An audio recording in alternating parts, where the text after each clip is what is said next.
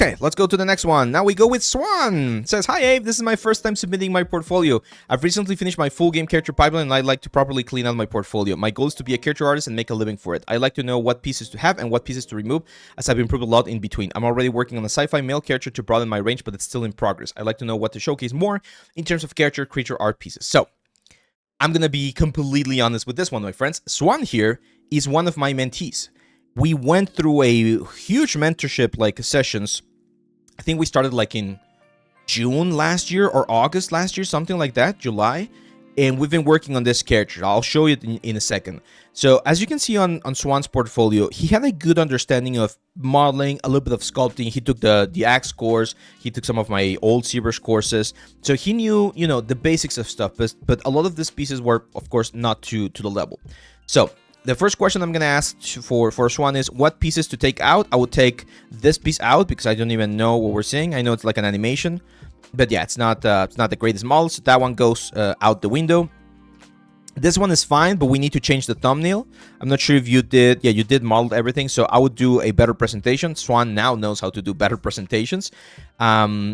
So yeah, some of the robots we can keep. All of these exercises, so this one goes out, this one goes out, this one goes out. The axe probably goes out as well. I prefer maybe this one right here, even though it's not the best sculpt. There's things, so I'll probably take this one out. So let's take a look at this one. This is the character that he's been working on for the past couple of months, and we went through every single part of the process. He did sculpting, he did modeling, he did retopology, we did texturing.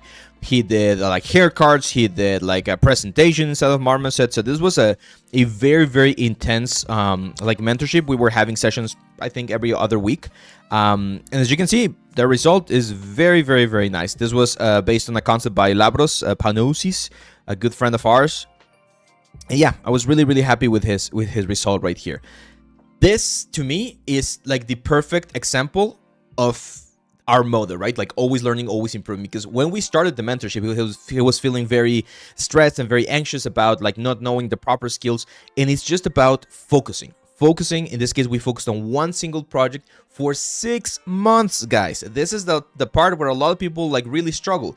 You think that you're going to be able to have that improvement really, really fast. And unfortunately, that's not how art works. You sometimes will need to pick projects that are going to be taking quite a bit of time before you can reap those rewards, right? It's like an investment where you're going to invest, and then a long time after that, you're going to get that investment back.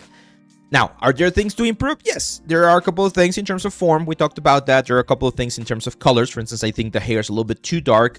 In general, I really like what he did with the texture on the skin. I feel like it has that intensity and visual interest that we mentioned. Some of the leather elements can have a little bit of a better improvement in terms of sculpting.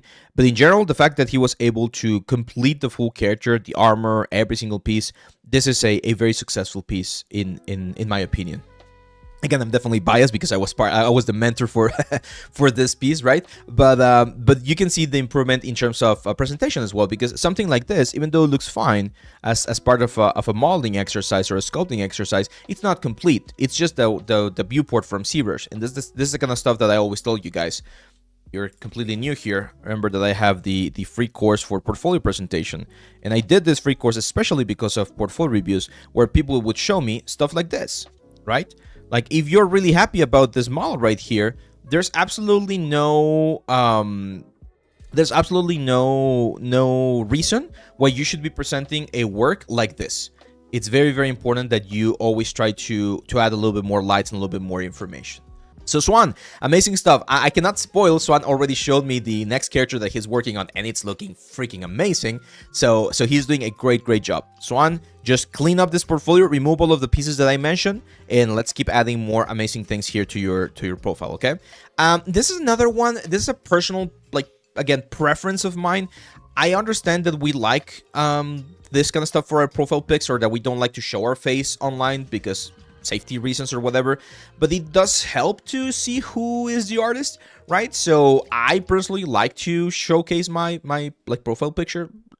Again, I know not everyone is comfortable with that, but it does give the whole sort of thing a little bit more of a professional look. Okay, so again, that's just a personal preference of mine.